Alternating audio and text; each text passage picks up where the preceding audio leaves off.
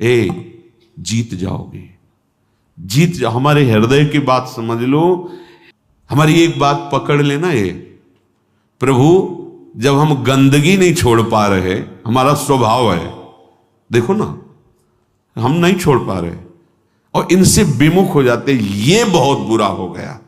सुनो उमाते लोग अभागी, हरिता जी शब्द देखो, हरिता जी होई विषय अनुरागी।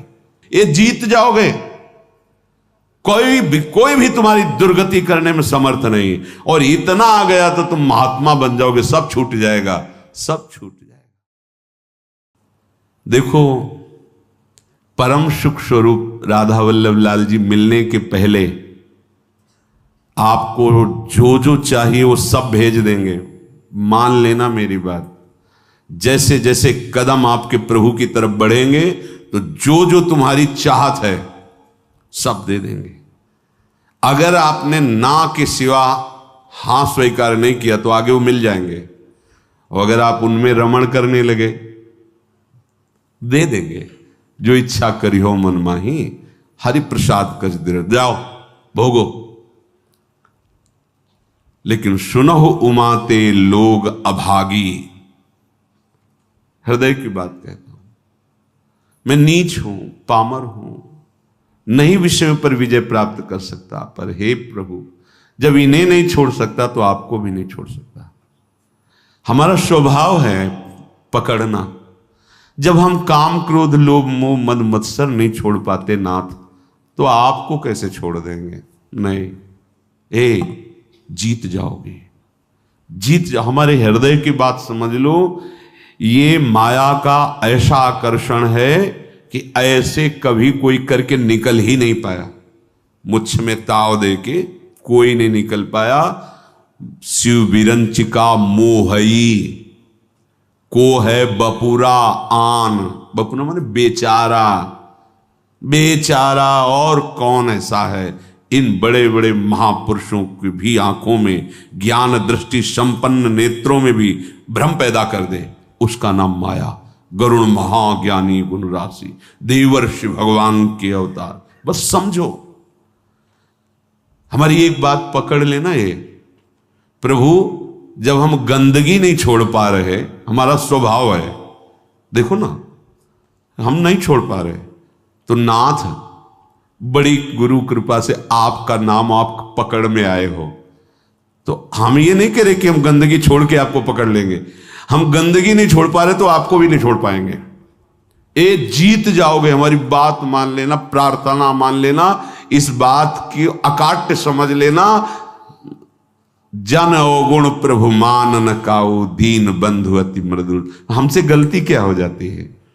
हमारी मन भावती भोग वृत्ति को जहां भोग मिले तो हम इनको छोड़ देते हैं और उसको पकड़ लेते हैं और इनसे विमुख हो जाते हैं। ये बहुत बुरा हो गया।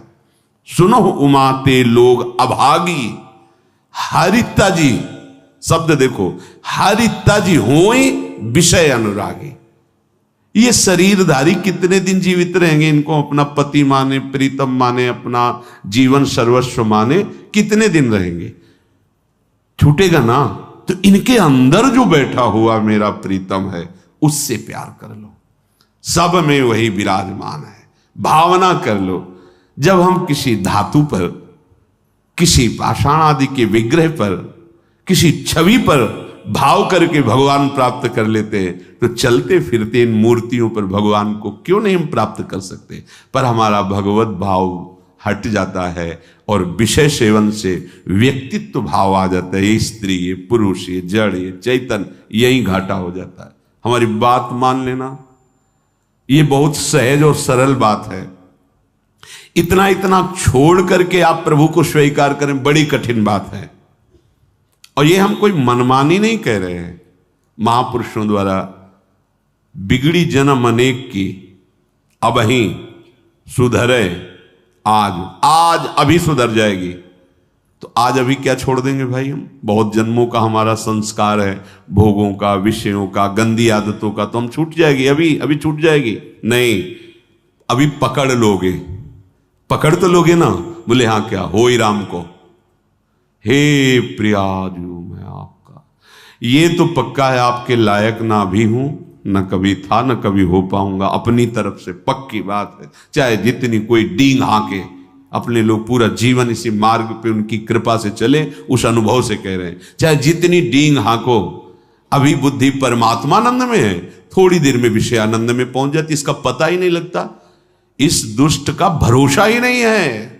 भरोसा तो प्रियाजू के चरणों का है कि वो अपने चरण चिन्ह अंकुश से हमारे मन को फंसाए हुए अगर वो छोड़ दे तो अभी ये खेल कर दे संसार का। बहुत विचित्र है, बहुत विचित्र। निज अनुभव ये कहो खगेसा।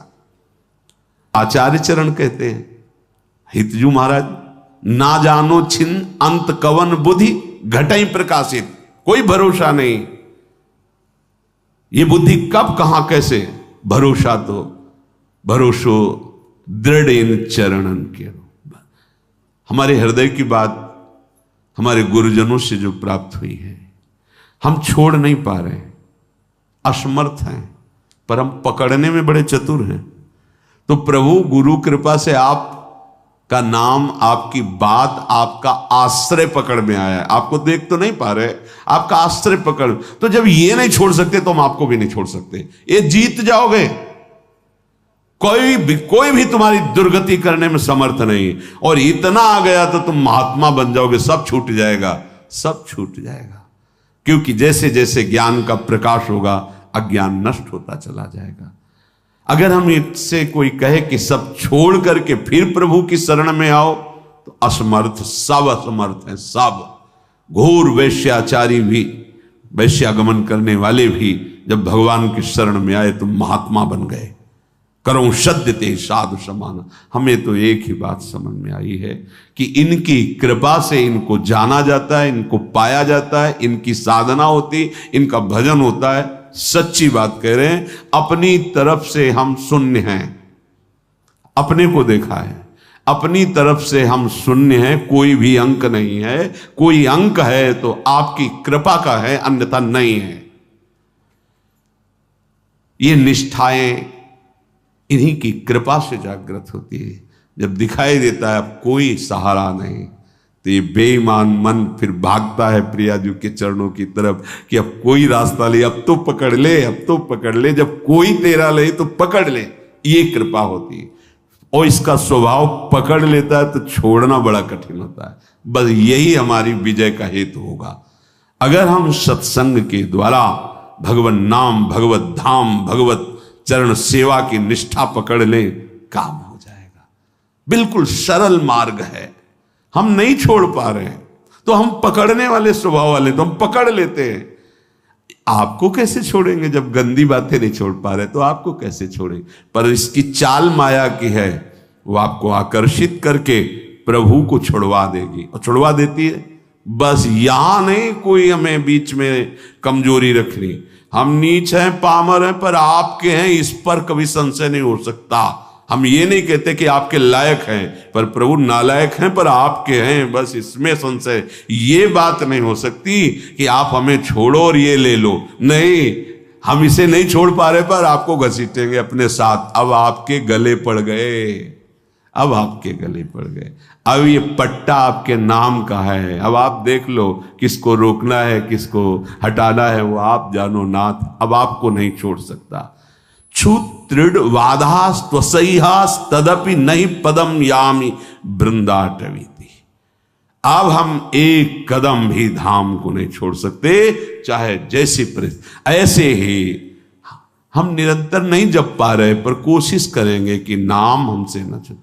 हम प्रभु के ध्यान में नहीं, पर हमारे चित्त में बात बैठ गई कि शरणागत वात्सल्य समुद्र प्रभु, मुझे आपका भरोसा है, आपका सहारा है। ये अंदर की बात कह रहा हूं, ये आपको महात्मा बना देगी। अपने मन की बात जो प्रभु की बात से मिले वही प्रमाणित मानी जाती है। भगवान कह रहे हैं अपिचेत सुदुराचारो भजते माम अनन्य भाग।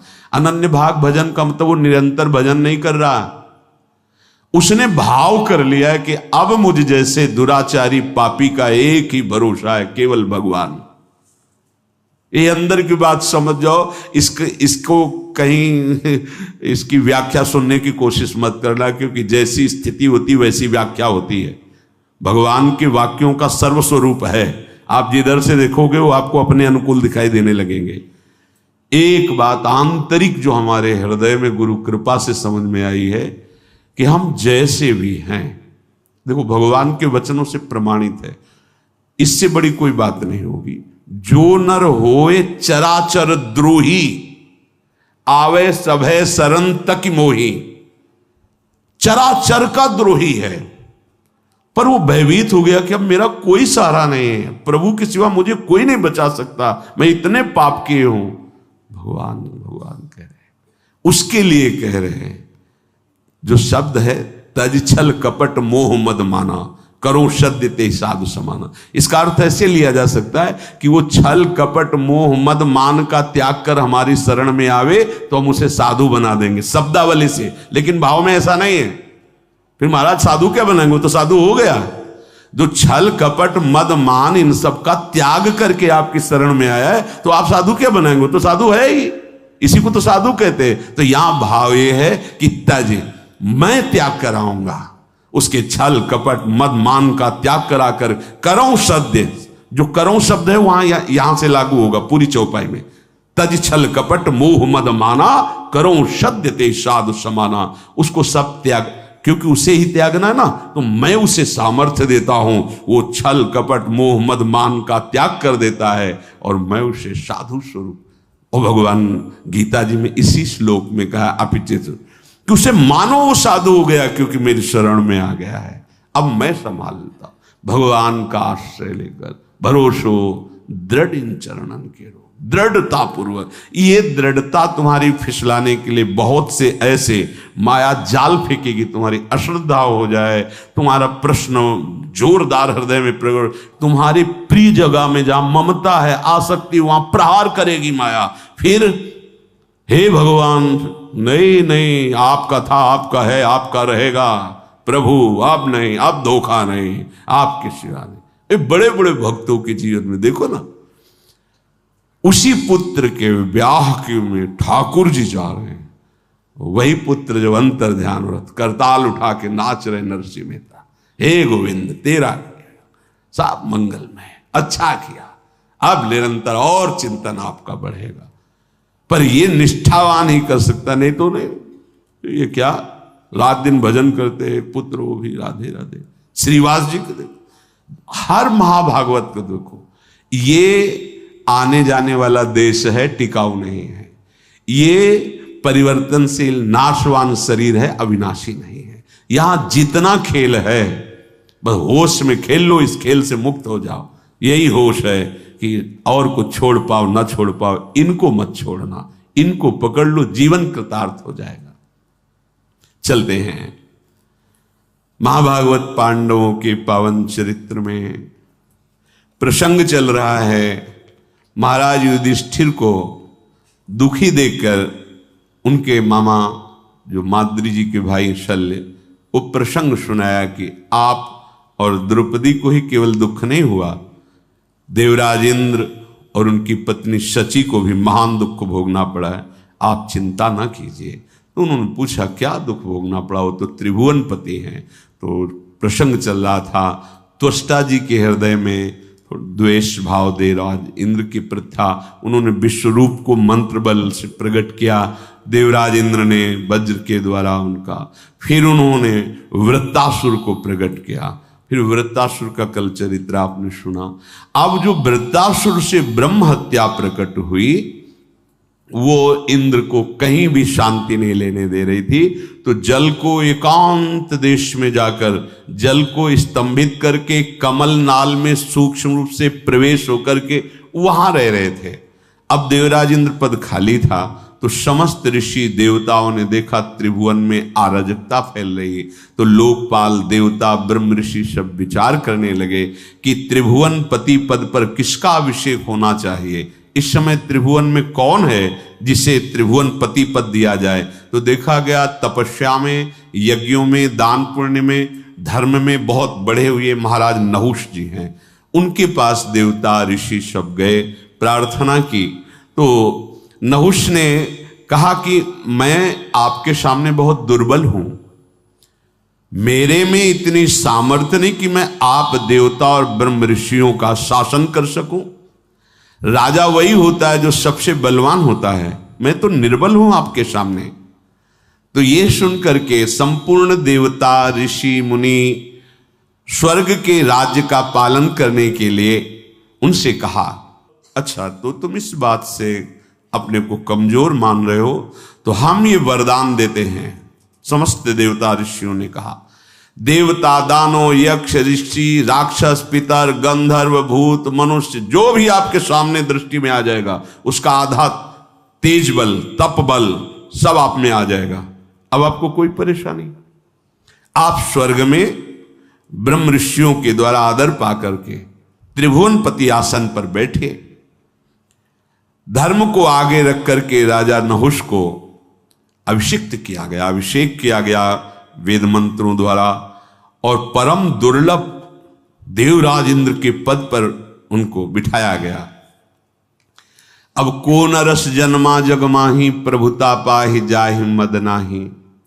कौन ऐसा है जो संसार में बड़ा पद मिल जाए और अभिमान ना आ जाए? यही रोग इनको भी लग गया। त्रिभुवनपति पद कुछ दिन तो ठीक से चला, इसके बाद मद जो है अपना प्रभाव दिखाने लगा। उनको लगा जब मैं देवराज पद का भोग कर रहा हूं तो फिर इनसे क्या। सभासदों को बुलाया, बड़े बड़े लोकपाल देवता सब उनकी सभा में बैठते हैं। कहा पूर्व इंद्र की जो महारानी सची हैं मेरी सेवा में उपस्थित किया जाए, उनको आज्ञा दिया जाए। मेरी आज्ञा है मेरी सेवा में उपस्थित हो, क्योंकि जब देवराज पद का अधिकार मुझे प्राप्त है तो उनका भी। सची देवी आज रात्रि में मेरे महल में पधारे, मेरी आज्ञा सुना दी जाए। ये जब सची देवी से प्रार्थना की गई तो बहुत घबरा गई, दुखी हो गई। पातिव्रत धर्म से युक्त है, उनका तो आश्रय भगवान बृहस्पति जी हैं। वो अपने महल से निकले और बृहस्पति जी के चरणों में जाके कहा, गुरुदेव मैं आपकी शरण में हूं, आप मेरे पातिव्रत धर्म की रक्षा कीजिए। नहुष इस समय इंद्र पद में है और उसने ऐसी आज्ञा की है, और मैं अपने प्राण वल्लभ देवराज इंद्र के सिवा किसी भी पुरुष को पुरुष रूप से कभी देखा ही नहीं, स्वीकार ही नहीं किया। मैं एक पतिव्रता हूं और भगवान आपने भी मुझे सौभाग्यवती का आशीर्वाद दिया है, तो क्या मेरा ये दुर्भाग्य होगा? प्रभु आप मेरी रक्षा कीजिए। आपकी वाणी परम सत्य होती है। हे देवगुरु, आपने आज तक जो बोला है कभी मिथ्या नहीं गया। आपका पूर्वोक्त वचन की सौभाग्यवती हो, वो मेरा सुरक्षित रहना चाहिए। बृहस्पति जी बहुत विचार मग्न हो गए कि इस समय उसके सामने जो जाएगा तो उसकी सारी सामर्थ्य से आधा बल उसे प्राप्त हो जाएगा। ठीक है, मैं विचार करता हूं, तुम नहुष से डरो मत, थोड़े दिनों में ही ये नष्ट हो जाएगा। जिसकी परिस्त्री गमन की वृत्ति है वो नष्ट हो जाएगा, उसे नष्ट करना नहीं पड़ता, वो अपने कर्म से ही नष्ट हो जाता है। सची देवी कि अब समय तो बहुत थोड़ा है, कभी फिर वो आदेश कर सकता है। वो रात्रि देवी की उपासना की। रात्रि देवी उपश्रुति नाम से प्रकट हुई। सची जी ने कहा, जा इंद्र पुनः छुप गए, मुझे ले चलो, मैं स्वयं उनसे बात करूंगी। उपश्रुति देवी, ये सब खाली नहीं कि दिन रात्रि, ये सब साक्षात हैं, ये भगवत स्वरूप है। इसीलिए किसी के पाप और पुण्य का हिसाब वहां करने के लिए वकील की जरूरत नहीं होती। जिस समय तो समय उपस्थित है, रात है या दिन वो उपस्थित है, जिस दिशा में वो उपस्थित है। तुम्हारा मन स्वयं आत्मस्वरूप से प्रभु, सब वहां किसी की सलाह की जरूरत नहीं, जो कर्म उसका उसी क्षण हिसाब। उपश्रुति देवी ध्यान में देखा कि इंद्र कहां हैं, तो देखो जल को स्तंभित करते हुए कमल नाल के अंदर छुपे बैठे हैं। उपश्रुति देवी को वहां उपस्थित देखकर इंद्र प्रसन्न हुए। अब आप आ गई तो कोई न कोई उपाय तो बताएंगे ही। उन्होंने कहा, इंद्रदेव तुम्हारा कल्याण हो, इंद्राणी का दुख देख करके मैं आई हुई हूं। तुम सब पर्वत वन पृथ्वी स्वर्गलोक सबका त्याग कर यहां जल में हो, और यहां इंद्राणी की क्या दशा हो रही तुम्हें पता है, बड़ा दुख भोग रही। तुम कमलनाल में सुरक्षित हो, पर आपको इंद्राणी को सुरक्षित करना चाहिए। देवराज इंद्र ने कहा कि इस समय मैं असमर्थ हूं। नहुष बहुत बड़ा बलवान है और वो कुचेष्टा पर उतारू है, तीनों लोगों में कोई ऐसा नहीं कि उसे सुधार सके। मैं इसमें क्या कर सकता हूं? वो पापपूर्ण विचार रख रहा है। उनका अपने आप को आप प्रकाश में लाइए, अपने तेज से आप देवताओं का जो शासन पद उसे स्वीकार कीजिए। इंद्र ने कहा, देवी इस समय पराक्रम मेरे में नहीं है, नहुष में है। देखो कितना बड़ा पद मिला, कितनी बड़ी कृपा मिली, चूक कैसे हो जाती है। इसीलिए जब तक भगवत आराधना में नहीं चित्त डूबता या भगवत आराधन संतों के शासन में नहीं रहता तो बड़े बड़े से चूक हो जाती है। इसीलिए चाहे शिव बिरंची सम होई, गुरु बिनु भव निधि तरह न कोई। तुम्हें गुप्त रूप से एक कार्य करना, मैं उपाय बता देता हूं। अब इंद्र जी उपाय बता रहे कि तुम नहुष के पास जाना, निर्भय रहना, और उससे कहना जगतपति हो तुम, तुम्हारा पूरा अधिकार है जगत पर। मैं देख रही हूं कि इंद्र समर्थ है, तो अब तुम ही इंद्र हो, तुम्हारा पूरा अधिकार। पर मैं ऐसा चाहती हूं कि आज तक जो कोई ऐसे वाहन पर न बैठा हो, ऐसे वाहन से तुम हमसे मिलने आओ। नहुष मुस्कुराया और कहा, मैं समझ नहीं पा रहा हूं तुम क्या कहना चाहती हो। बोले, दिव्य पालकियों में मिलने आते हैं, कोई अपने वाहनों पे आते हैं। मेरी इच्छा है कि तुम मेरे लिए ऐसे वाहन पर आओ जैसे आज तक कोई न बैठा हो। तो तुम केवल इशारा कर दो, वैसे ही मैं आऊंगा। इंद्राणी बोली, आप मेरे पति हो सकते हो, पर मेरी अभिलाषा के अनुसार आओ। पहले के जो इंद्र थे ना, वो मेरे से मिलने जब आते थे तो ऐरावत हाथी पे आते थे, कोई कोई हंस पे, कोई किसी पे। पर मेरी इच्छा है कि भगवान विष्णु तक जिस वाहन पे न बैठे हो, ऐसे वाहन पर बैठ कर आओ, क्योंकि आप तो बहुत बलवान हैं। प्रसन्न हो गया नहुष। बोलो तुम। बोले, आज तक ऋषियों की पालकी में बैठ के कोई नहीं चला त्रिभुवन में। ये जो शब्द ऋषि हैं, ये पालकी पे हो और आप बैठ के आए, फिर मैं आपका स्वागत करूंगी। देवराज इंद्र ने बताया था ये ऐसा तुम करो, बस मैं आपको स्वीकार करती हूं। उसने कहा, ये कौन सी बात है, सब मेरे आदेश के अंतर्गत है। भूल गया, ये भारी अपराध करने जा रहा है।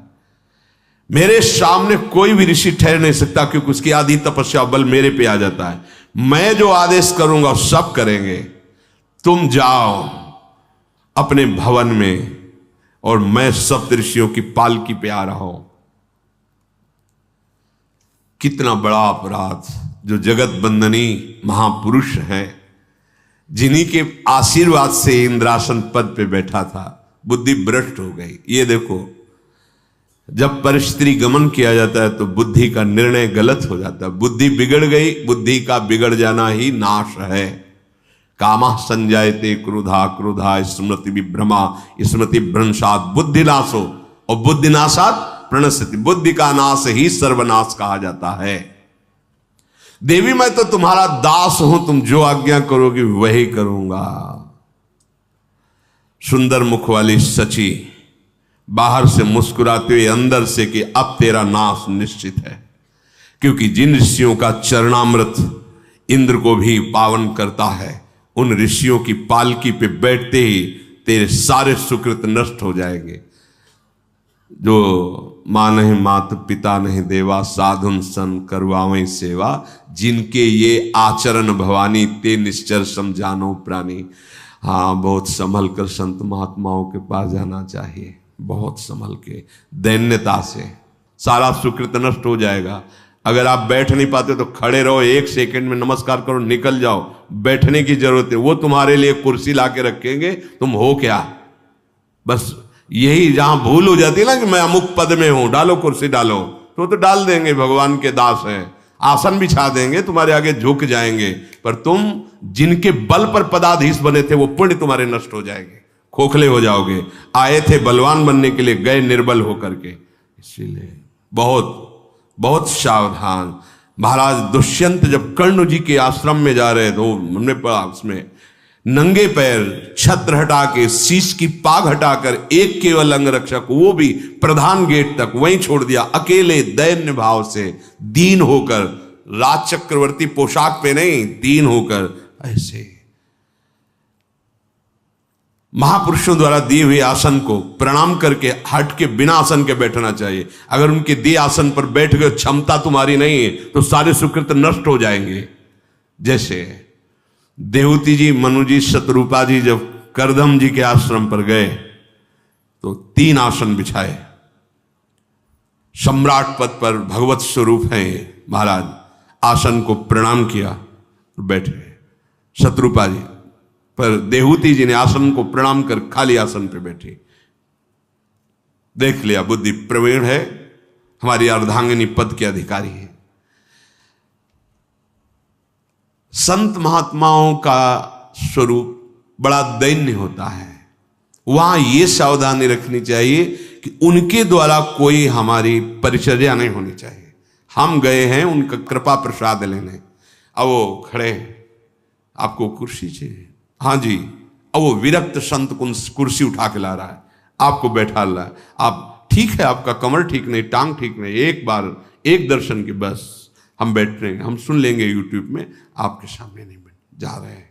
या हम कष्ट से कि सीढ़ी में नीचे बैठ जाते हैं, सुन लेते हैं। नहीं, अगर बैठने लायक हो बैठ जाओ, नहीं खड़े दर्शन करो, चले जाओ, जरूरत नहीं है। उनके द्वारा दी हुई सेवा तुम्हारे सुकृत नष्ट कर देगी। पर वो जब बुद्धि प्रवीण नहीं होती तो फंस जाती है। हम देखते हैं गुरुजनों के सामने आसन पे नहीं, आसन उनसे श्रेष्ठ हो, तप में, भजन में, तो भी प्रणाम करके आसन को माथे से प्रणाम, फिर बैठा जाता है। ऋषि मुनि संत महात्मा, इनके पास उनके दिए हुए आसनों को हटा दिया जाता है, समेट के रख दिया। उनका तो स्वभाव सम्मान, हम इसके योग्य नहीं। दैन्यता, कमा के चले जाओगे, लेके चले जाओ, नहीं तो गंवा के चले जाओगे। यही देवराज इंद्र ने विचार करके कहा, जाओ सप्तऋषियों की पालकी में वो आए, ऐसे उसको प्रेरणा करो। अब इसने आज्ञा की, जिसमें बड़े बड़े महापुरुष हैं, पूरी सृष्टि का संचालन उनके तप से होता है। बृहस्पति जी के घर पे इंद्राणी, और दुष्टात्मा नहुष तो एकदम बावरा हो गया, समझ ही नहीं पाया कि मेरे नाश की बात हो रही है। बहुत होश में रहना चाहिए। फोन कर दिया, गाड़ी भिजवा रहे हैं, उनके लिए VIP व्यवस्था, खान, ये तुम्हारा पतन करवा देगा। एक जगह तो अहंकार नष्ट होना चाहिए तुम्हारा। संत गुरुदेव के सामने तो तुम्हारा अहंकार नष्ट, कोई पद भी तुम्हारी नहीं। अगर पद में देखो तो अखिल कोटि ब्रह्मांडों के स्वामी का दासत्व पद है, वो परम पद पे आरूढ़ महापुरुष। तुम्हारा पद क्या है?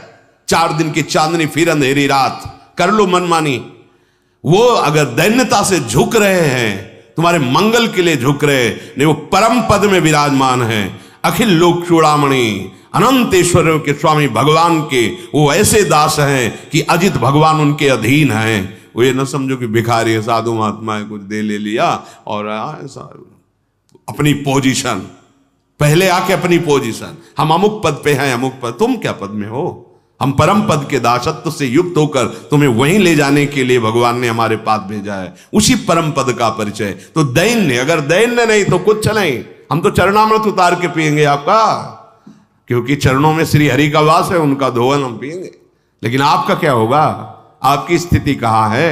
सब खो के जाओगे और सोचोगे साधु दर्शन के बाद अशांति कैसी, ये कैसे विघ्न उपस्थित हो रहे हैं, क्योंकि खो दिए सब।